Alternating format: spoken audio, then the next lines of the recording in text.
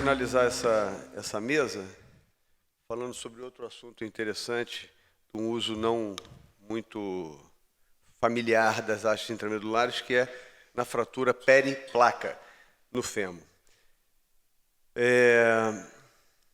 Isso a gente tem visto um pouco mais volumetricamente, numericamente, né? A gente tem visto que pacientes estão chegando a uma idade mais avançada, obviamente têm sofrido fraturas ao redor do quadril de uma maneira mais expressiva, mas também ao redor do joelho, embora de uma maneira menos expressiva, isso também acontece, e têm sido tratados com implantes não bloqueados ou implantes bloqueados que visam a fixação dessas fraturas proximais e distais. E assim como a gente vê nas fraturas ao redor de implantes protéticos, a gente tem visto mais, hoje em dia, fraturas ao redor das placas. E quando a gente pensa numa fratura ao redor da placa, a nossa primeira ideia sempre é: eu vou retirar essa placa, vou reduzir essa fratura e vou fazer uma fixação com uma haste intramedular ou, eventualmente, até com uma nova placa. Existem problemas relacionados a isso, né? Um dos grandes problemas é que isso gera uma maior agressão cirúrgica e, obviamente, um maior dano tecidual. E um outro grande problema é que, muitas vezes, o cirurgião que está agora recebendo esse paciente não foi o cirurgião que operou esse paciente anos atrás para a colocação daquele implante na região proximal do fêmur ou naquela região distal do fêmur. Então, você tem um completo desconhecimento sobre que implante foi utilizado. Você sabe que aquilo foi, por exemplo, um parafuso deslizante do quadril. Mas a gente sabe aqui no Brasil, por exemplo, que existem N fornecedores e distribuidores e, eventualmente, as chaves não encaixam nas cabeças dos parafusos. A cabeça continua sendo sextavada, mas a chave não encaixa porque ela fica um pouco mais frouxa ou um pouco mais apertada. Muitas vezes, os parafusos deslizantes do quadril, de um DHS ou de um DCS, por exemplo, um parafuso DCS, a chave de conexão do parafuso não é aquela que você tem no seu hospital. Isso faz com que o seu tempo cirúrgico seja prolongado, a sua abordagem cirúrgica tenda a ser maior e você tenha uma série de percalços ao longo da sua cirurgia e que pode acontecer de, no final da cirurgia, você não ter conseguido tirar a sua placa e ter que fazer uma placa sobre placa. E muitas vezes esses pacientes, principalmente pacientes mais idosos, têm um tecido muscular muito precário e isso faz com que haja uma irritabilidade de tecidos moles de dentro para fora.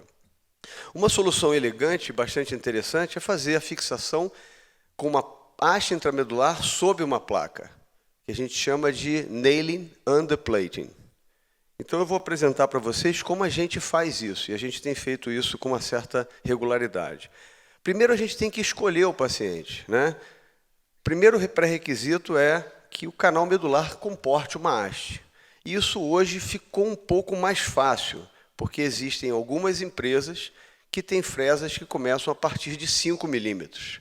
Então, aquela máxima de alguns anos atrás, de que o canal femoral tinha que ter mais de 8 milímetros para que a gente pudesse fazer uma haste intramedular, hoje é uma contraindicação relativa, porque existem fresas que começam em 5 milímetros, com incremento de 0,5 em 0,5, e a gente consegue, de uma maneira menos danosa ao endósteo, fazer um aumento gradual do canal intramedular para a colocação do implante que a gente deseja. Outra coisa é a não existência de parafuso quebrado dentro do canal medular. Obviamente, se eu tenho parafusos quebrados dentro do canal medular, e é um parafuso quebrado, eu até me arrisco a tirar esse parafuso quebrado, porque eu quero fazer uma cirurgia menor e quero colocar um implante intramedular sob uma placa. Se eu tenho vários parafusos quebrados, talvez seja melhor eu mudar minha tática operatória e fazer o old fashion. Eu vou lá, tiro a minha placa e faço uma nova placa. Outra coisa é que as articulações onde a gente vai utilizar como portais de entrada tenham mobilidade. Não adianta eu ter uma fratura parafuso deslizante do quadril, uma fratura DHS, e objetivar colocar um implante retrógrado e o joelho não flete. Não tem como eu colocar um implante retrógrado. Da mesma maneira, uma fratura DCS ou uma placa bloqueada distal de fêmur, e o objetivo é colocar uma haste anterógrada no fêmur e o quadril é rígido, ou o paciente tem uma obesidade que contraindique a colocação de uma haste anterógrada. Então, alguns pré-requisitos têm que ser avaliados antes da colocação ou da indicação desse tipo de técnica. Outro pré-requisito importante, outra etapa importante, é que antes de eu fazer o meu portal de entrada da haste, eu tenho que ver se os parafusos saem. O parafuso pode não estar quebrado, mas eu tenho que tirar o parafuso. Então, manda a boa técnica operatória que antes que eu realize a minha incisão do portal da haste intramedular, eu faça pequenas incisões, onde o objetivo é tirar meus parafusos e eu vá tirando os meus parafusos. A literatura sobre esse assunto específico, da haste sob placa, ela é muito precária. Existem 3 trabalhos na literatura, sendo 2 no PubMed. Um dos trabalhos é de um amigo nosso argentino, que veio agora mês passado aqui, que é o Fernando Bidoleg, de Buenos Aires, e ele tem uma rotina bastante interessante, e isso de retirar os parafusos antes está incluído. Então, manda a boa técnica que a gente retire os parafusos necessários. Se a gente não quiser tirar o parafuso por completo, a gente pode deixar o parafuso ancorado na cortical da placa, na cortical chamada de CIS. E é importante no centro cirúrgico e no planejamento pré-operatório que eu tenha diferentes chaves de diferentes fabricantes, pelo motivo que eu acabei de falar para vocês, porque os nossos fabricantes não são padronizados em relação, por exemplo, à chanfradura da cabeça, ao desenho hexagonal da cabeça, ou, eventualmente, a gente está lidando com parafusos, com pacientes que têm implantes que utilizavam parafusos diferentes antes da cabeça hexagonal. E é importante que a gente rastreie o fornecedor. Se foi operado no nosso hospital, é um pouco mais fácil. Se não foi, a gente vai em busca dessa informação, quando possível, com o próprio paciente ou com seus familiares. Outro aspecto importante é a escolha do implante, né? Então, se eu estou lidando com uma população que não é exclusivamente, mas ela é maciçamente geriátrica, porque eu estou lidando com fraturas periimplantes para manejo de fraturas geriátricas, principalmente as fraturas ao redor do quadril, que são muito mais prevalentes do que as fraturas ao redor da placa utilizada numa fratura distal do fêmur, eu tenho que proteger o fêmur todo. Porque se eu fizer um implante que não proteja o fêmur todo, eu vou ter uma placa, eu vou ter uma haste e vou ter uma fratura do colo do fêmur. Ou eu vou ter uma placa, eu vou ter uma haste e eu vou ter uma fratura ao redor do joelho, ou unicondilar ou supracondilar. Então, o implante tem que proteger o segmento todo do fêmur. E outra coisa é que o implante tem que sobrepor a placa de uma maneira adequada para que eu tenha uma divisão compartilhada entre placa, que já estava lá, haste, que está entrando agora, e osso. Porque, em última análise, o osso tem que ter carga, porque senão eu tenho o fenômeno do desuso pós-carga. A pergunta é, quanto eu sobreponho? Como é que eu sei se eu sobreponho menos, no caso da direita, um pouco mais, no caso da esquerda? E o outro trabalho encontrado na literatura fala sobre isso. É um trabalho do Rami Moshaif, de Hadassah, em Jerusalém, em que eles recomendam, esses autores, o Rami e os outros autores, que a gente faça uma mensuração da distância da ponta da placa até a superfície articular do fêmur, seja proximal, seja distalmente, e a recomendação é que o comprimento da haste tem que ter 3 a 5 centímetros mais do que essa distância medida. E essa sobreposição, ela pelo menos tem que ser de 3 centímetros. Então, é isso que a gente quer. Se eu pego lá uma fratura, eu meço da ponta da placa a superfície distal, nesse caso, porque era uma placa utilizada no segmento proximal, calculo 3 a 5 vezes, pelo menos passando 3 centímetros, porque existem situações especiais, e passo a placa de uma maneira que eu proteja o colo, proteja a região distal do fêmur e tenha uma carga compartilhada entre implantes e osso. E não assim.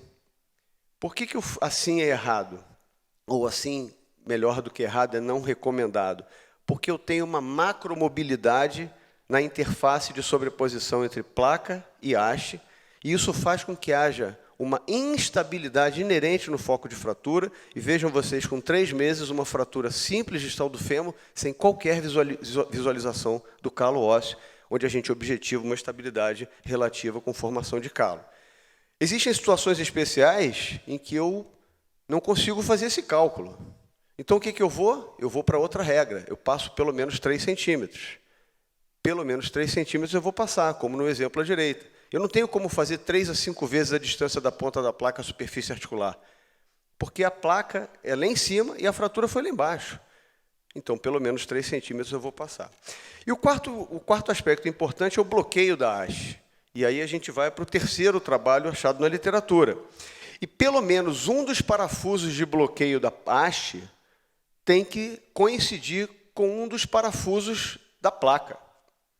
Então, eu consigo fazer isso porque os parafusos tampão das hastes me permitem entrar um pouquinho mais ou um pouquinho menos. Então, na hora que eu insiro a minha haste, eu vou inserindo a minha haste de maneira que um dos parafusos de bloqueio da haste coincida com um dos parafusos da placa. Se eu tiver um pouquinho para mais ou um pouquinho para menos, eu entro um pouquinho mais a haste e corrijo a migração da haste dentro do canal medular com o parafuso tampão. E isso é importante porque eu tenho que escolher um implante intramedular que me permita parafusos tampão de diferentes comprimentos. Então, em resumo, lembrar que essa é uma técnica que a gente usa de rotina no meu hospital. A gente tem uma máxima que o menos é mais. Nesses pacientes, o menos é sempre mais. Antes de indicar, lembrar dos pré-requisitos, a gente tem que saber que aquela placa vai sair, a gente tem que saber que não tem parafuso quebrado, a gente tem que ter fresas específicas para diâmetros menores de canal. Antes de realizar o portal, a gente tem que ver se os parafusos têm mobilidade e retirar esses parafusos. É recomendado que eles fiquem pelo menos ancorados na cortical cis.